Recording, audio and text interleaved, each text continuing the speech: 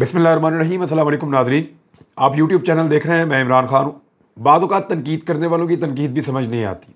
ख़बरें बड़ी इंटरेस्टिंग है और बहुत सारी हैं। क्विकली मैं आपको बता देता हूँ। नंबर एक तो ये है कि पहले तनकीद पे आ जाते हैं। कुछ लोग ये कह रहे हैं कि कल तक जब PMLN होटल के अंदर अराकीन को ठहराती थी तो तब तो लोग कहते थे हॉर्स ट्रेडिंग हो रही है, ज़्यादती हो रही है, और आज PTI ने भी ठहराए हुए हैं।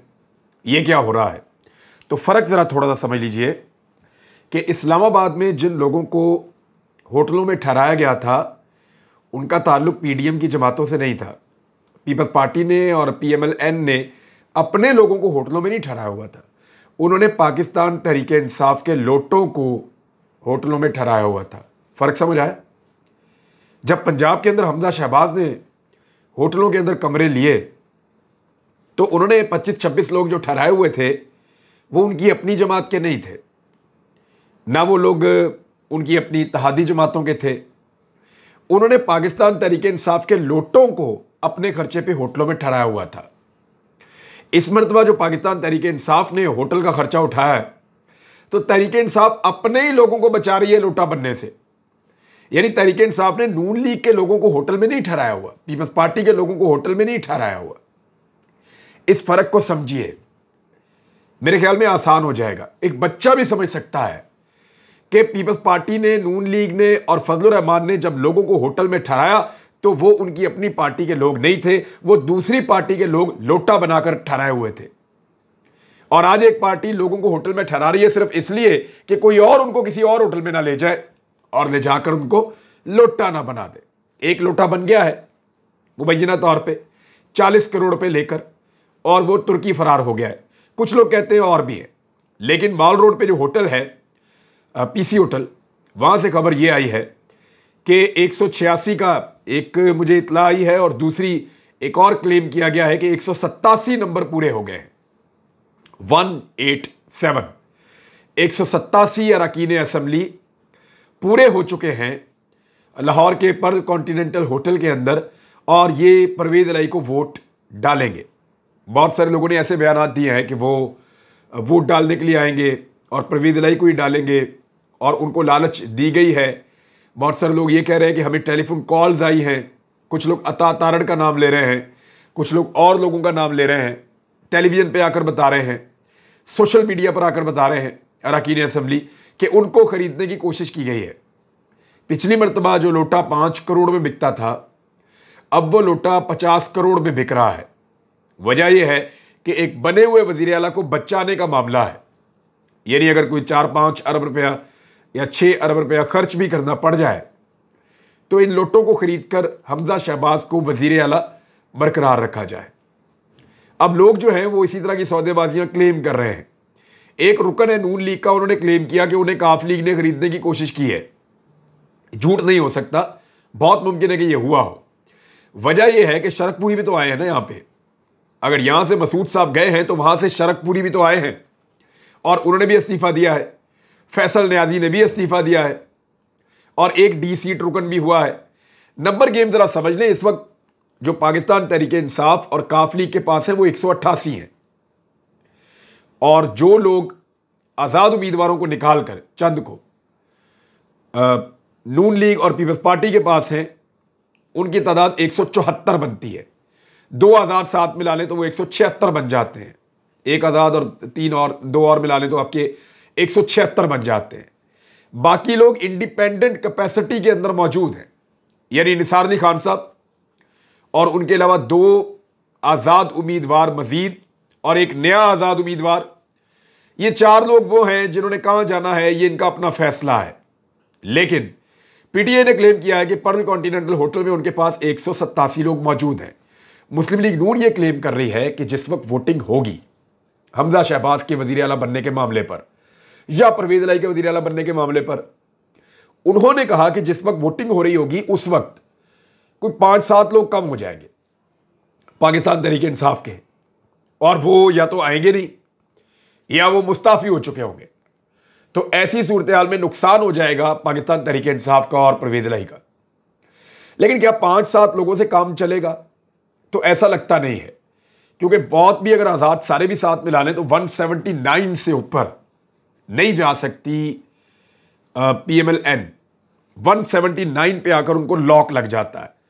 और अगर वो वोट ले लें चौधरी निसार अली खान का भी और सारे ही उनको मिल जाएं तो वो 180 तक जा सकते हैं। अभी सिर्फ एक बंदा गायब हुआ है पाकिस्तान तहरीक इंसाफ का, 7 मजीद गायब हो तो 180 पे आती है पाकिस्तान तहरीक इंसाफ। तो क्या 8 लोगों को गायब किया जा सकता है? लोटों की जो दुर्गत बन रही है, जो उनके हालात हैं, ऐसे में ऐसा लगता तो नहीं है। ये माइंड गेम है। दिस इज कॉल्ड आसाब की जंग। आसाबी तौर पे दुश्मन को शिकस्त देना, दुश्मन की सफों में यह बताना कि तुम हार रहे हो, उनके लोग हिम्मत हार जाएं और लोग ये सोचें कि हार तो रही हैं तो क्यों ना 40-50 करोड़ रुपया लेके मैं भी निकल जाऊं पाकिस्तान से बाहर। हार तो जाना है, तो इसके अंदर अगर मैं कुछ कमा लूं, यानी मेरी पार्टी हार रही है तो मैं जीत जाऊं, कुछ मुनाफा ले लूं। तो इस किस्म की सिचुएशन पैदा की जा रही है बयानात देकर। आसिफ अली जरदारी का विक्ट्री साइन बनाना इसका हिस्सा है, यहां पे कहकों वाली मीटिंग करना इसका हिस्सा है, राना सनाउल्लाह और ख्वाजा आसिफ का स्टेटमेंट इसका हिस्सा है, अताउल्लाह तारड़ की कोशिशें या बाकी लोगों की जो मुबैना कोशिशें हैं वो इसका हिस्सा है सब कुछ। तो एक आसाब की लड़ाई शुरू हो चुकी है। इस लड़ाई का जो सबसे बड़ा खिलाड़ी है पाकिस्तान में, जो आसाब की लड़ाई का मास्टर है और वो ज्यादा देर तक इसमें रेजिस्ट कर सकता है और उसने साबित किया है, बार बार साबित किया है, वो इमरान खान है।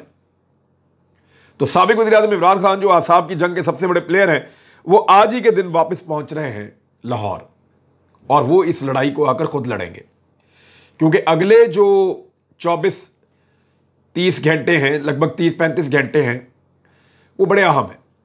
ये जो 30-35 घंटे हैं, ये पंजाब के मुस्तकबिल का और पाकिस्तान के मुस्तकबिल का फैसला करने जा रहे हैं। इन 35-36 घंटों के अंदर, जितने भी ये 30 से 36 घंटों के बीच का टाइम है, इन घंटों के अंदर आसाब की एक जंग लगेगी और उस जंग को लड़ने के लिए इमरान खान साहब ने खुद लाहौर आने का फैसला किया है। पहले उनको कराची जाना था, लेकिन कराची में एक नई डेवलपमेंट होगी, वो आपके साथ मैं शेयर करता हूं। वहां पे सारी पार्टियां इलेक्शन से ही भाग गई। इमरान खान का खौफ इतना तारी हुआ और जो इबरतनाक शिकस्त उन्होंने लोटों की पंजाब में देखी, तो कराची और हैदराबाद के इलेक्शन से सारी पॉलिटिकल पार्टीज भाग गई। MKM, पीपल्स पार्टी, बाकी जमातें, उन्होंने कहा तो कराची और हैदराबाद हमसे छीन लेंगे पाकिस्तान तहरीक इंसाफ के लोग, तो इनसे बचें कैसे? तो बचने का जो वाहिद रास्ता था वो यही था कि इलेक्शन से ही भाग जाओ। जैसे वफाकी हुकूमत इस वक्त इलेक्शन से भागना चाहती है, PDM की सारी जमातें इस वक्त इलेक्शन से भागना चाहती हैं, ऐसे ही वो इलेक्शन से भाग गए कराची में। वो खबर मैं आपको बाद में बताता हूं। लेकिन शाहीन सभाई साहब ने एक दावा किया है। उनके मुताबिक ताकतवर हलकों ने आसिफ अली जरदारी को थपकी दी है और उन्हें कहा है कि हमजा शहबाज को बचाने के लिए कोशिश करें, कहीं ना कहीं से बरकत पड़ जाएगी। यानी इस किस्म का उनका जो लुब्बे लुबाब है, मैं आपको बता रहा हूं, वो तो नाम लेकर बात कर रहे हैं, लेकिन आप ये समझें कि ताकतवर हलकों ने आसिफ अली जरदारी को थपकी दी है कि जाओ पंजाब में और जाकर PMLN को रोको कि इस्तीफे ना दें, वरना हमजा शहबाज तो जान छोड़ के, और ऐसा लगता था शरीफ खानदान के लोग भाग जाएंगे। और ये शाहीन साहब भाई साहब क्लेम कर रहे हैं कि नून लीग और शरीफ खानदान भागने के लिए तैयार था, लेकिन आसिफ अली जरदारी को थपकी दी गई है कि वो जाएं पंजाब में और जाकर मामलात को चलाने की कोशिश करें, हालात कंट्रोल हो सकते हैं।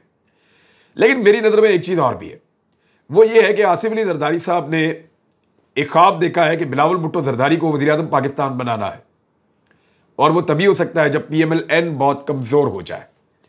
एक इत्तेहादी हुकूमत में ही बिलावल वज़ीर-ए-आज़म बनेंगे, लेकिन नून लीग के कमज़ोर होने की सूरत में, नून लीग तगड़ी होगी तो फिर उनका वज़ीर-ए-आज़म आएगा, जैसे शहबाज शरीफ आए। तो इस ख्वाब को पूरा करने के लिए नून लीग को कमज़ोर करना है। जरदारी साहब लगातार वो किरदार अदा कर रहे हैं। जरदारी साहब ने नून लीग की वो हालत कर दी है कि ना उसको जिंदों में छोड़ रहे हैं ना मुर्दों में, बेड़ा गर्क करके रख दिया एक पॉलिटिकल पार्टी का, और खुद नहीं कर रहे, उन्हीं से करवा रहे हैं, बार बार करवा रहे हैं।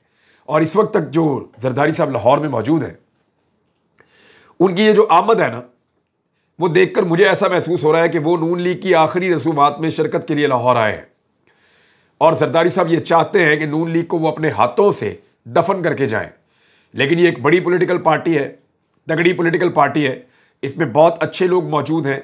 सिर्फ इनको फैसला ये करना है कि ये अपनी क़यादत के बच्चों का गंद और कितनी देर तक उठा सकते हैं। यानी कितनी देर तक अपने जो कायदीन हैं उनके बच्चों का बोझ अपने कांधों पे ढो सकते हैं, कब तक ये अपने लीडर्स के जो बच्चे हैं उनका फैलाया हुआ गंद साफ करते रहेंगे। ये फैसला नून लीग ने करना है।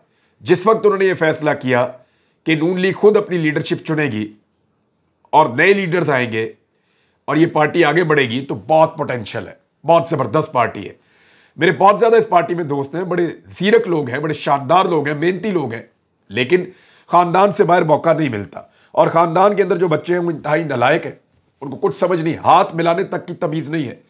तो इस तरह के लोगों को कैसे क़यादत के अंदर जो है मौका मिलता रहेगा और कैसे वो पार्टी को संभालेंगे, मेरे दिमाग में तो हमेशा यही एक सवाल पैदा होता रहता है। अब इमरान खान साहब खुद लाहौर पहुंचेंगे, इस सारी सिचुएशन को मॉनिटर करेंगे, अपने एमपीएस को बकअप करेंगे, और इसके अलावा कुछ दो लोग जो हैं वो आज़ाद भी पाकिस्तान तहरीक इंसाफ और परवेज़ इलाही की तरफ जाना चाहते हैं।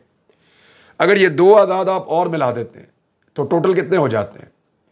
188 वो थे, एक भाग गया, 187 रह गए, और अगर ये दो और साथ मिल जाएं तो 189 पे ये फिर पहुंच जाएंगे। तो बड़े आराम से पहले झटके में परवेज़ इलाही 186 वोट हासिल कर लेंगे और हमजा शहबाज को बाहर कर देंगे।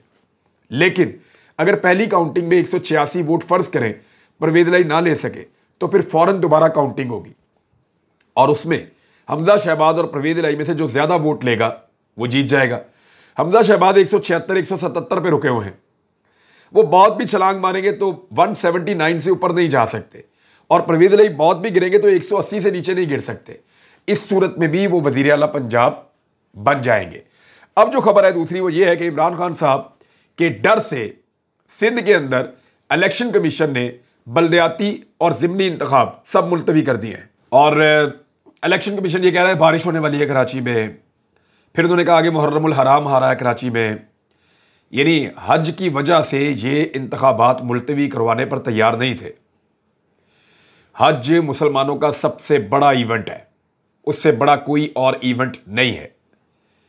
इसके बावजूद इंतखाबात मुलतवी नहीं करवा रहे थे। पंजाब में बेहतरीन बारिशें हो रही थी, इसके बावजूद इंतखाबात मुलतवी नहीं करवा रहे थे। कीचड़ के अंदर खड़े होकर लोगों ने जलसे अटेंड किए हैं, टखनों से ऊपर ऊपर पानी के अंदर लोग खड़े हुए थे, औरतें भी बच्चे भी, फिर भी इलेक्शन मुलतवी नहीं किए। लेकिन कराची में बारिशों के डर से इलेक्शन मुलतवी कर रहे हैं, हैदराबाद में भी बारिशों के डर से इलेक्शन मुलतवी नहीं हो रहे। ये इलेक्शन मुलतवी हो रहे हैं इमरान खान की मकबूलियत के डर से। यानी अगर आप डाटा देखें तो हैदराबाद में पीपल्स पार्टी और एमक्यूएम से ज्यादा उम्मीदवार पीटीआई ने खड़े किए हैं। डाटा देखें तो कराची में भी सबसे ज्यादा उम्मीदवार जिस पॉलिटिकल पार्टी ने खड़े किए वो पाकिस्तान तहरीक इंसाफ है। सबसे ज्यादा तैयारी भी इनकी थी और सबसे ज्यादा जीतने वाले भी यही थे। लेकिन इसके बावजूद जब ये जीत रहे थे, जब नजर आ रहा था, तो इलेक्शन से फरार वाहिद रास्ता था, तो इलेक्शन कमीशन ऑफ पाकिस्तान ने इनको यह रास्ता फराहम कर दिया, और अब 24 जुलाई के बजाय इलेक्शन जो है वो अगस्त के आखिरी हफ्ते में चले जाएंगे। 1 महीना डिले किया है, लेकिन जहां मर्जी भाग जाएं, अल्टीमेटली आपको इलेक्शन करवाने पड़ेंगे। जो आमिर लियाकत हुसैन की सीट खाली थी उसके ऊपर भी इंतखाब था, वो भी कैंसिल कर दिया गया है इमरान खान की मकबूलियत के खौफ से। अब आ जाए एक और खबर की तरफ कि पाकिस्तान की इकॉनमी को कैसे बेड़ा गर्क करके रख दिया है इस इंपोर्टेड सरकार ने। जो डॉलर की सूरत हाल है वो मैं आपको बताता हूं, कामरान खान साहब की ट्वीट से आप देख लें। उन्होंने कहा कि शहबाज शरीफ साहब और मिफ्ता इस्माइल साहब किसी बैंक से चेक कर लें, डॉलर की सरकारी कीमत 226 रुपए है। यह सिर्फ टेलीविजन की स्क्रीन के ऊपर महदूद है। दरअसल कोई बैंक अब एलसी किसी सूरत 234 रुपए से कम में फाइनल नहीं कर रहा, यानी 234 रुपए से कम के अंदर एलसी फाइनल नहीं हो रही। बैंक के जरिए जो आप ट्रांजैक्शन करते हैं, जो आप ट्रेड करते हैं बाहर मुल्कों के साथ, तो उसके लिए आपको एलसी खोलनी पड़ती है। वहां पे जो डॉलर का रेट हो रहा है, ये मार्केट के अंदर तो वैसे ही 226 रुपए कह रहे हैं इंटरबैंक, लेकिन क्योंकि सूरत हाल इतनी खराब है कि 234 रुपए से कम में कोई बैंक तैयार नहीं हो रहा और इतना पैसा आपको भरना पड़ रहा है। दूसरी जानिब ओपन मार्केट में डॉलर 241 और 242 रुपए को भी मिल जाए ना, तो यह बहुत बड़ा कारनामा है। यह बात बताई है कामरान खान साहब ने, और बैंक लेटर ऑफ क्रेडिट के लिए 242 रुपए फी डॉलर डिमांड कर रहे हैं। यह और बढ़ गया है। शहबाज गिल ने जो रिपोर्ट दी है उसके मुताबिक ₹242 फी डॉलर डिमांड कर रहे हैं बैंक इस वक्त। और एलसी के लिए, लेटर ऑफ क्रेडिट इसको कहते हैं, एलसी के लिए। और खाम माल नहीं आएगा तो एक्सपोर्ट भी मुतासिर हो जाएगी। महंगाई 45% तक पहुंच रही है। पाकिस्तान डिफॉल्ट के बहुत करीब पहुंच गया, खुदा ना खास्ता। और ये इंपोर्टेड सरकार इस वक्त भी ना इकोनॉमी को देख रही है, ना डॉलर को देख रही है, ना एक्सपोर्ट्स को देख रही है, ना इंपोर्ट्स को देख रही है, ना टैक्स कलेक्शन को देख रही है, ना पाकिस्तान को देख रही है, ना गवर्नेंस को देख रही है। इनकी सारी तवज्जो इस बात के ऊपर है कि किस तरह से इमरान खान का रास्ता रोका जाए और किस तरह से हमजा शहबाज को पंजाब के अंदर वजीर आला की सीट के ऊपर बरकरार रखा जाए। और ताकतवर हल्कों के लिए सवाल है कि उनको तो लगता था इकोनॉमी बड़ी स्टेबल हो जाएगी इनके आने के बाद। यह तजर्बा किया, पाकिस्तान के साथ बेड़ा गर्क करके रख दिया। हालत पाकिस्तान की यह कर दी है कि आज पाकिस्तान की इकोनॉमी वेंटिलेटर पे पड़ी हुई है। यह वो मुल्क है जो आज से चंद महीने पहले तक लगातार 2 सालों में 6% के ऊपर ग्रोथ कर रहा था।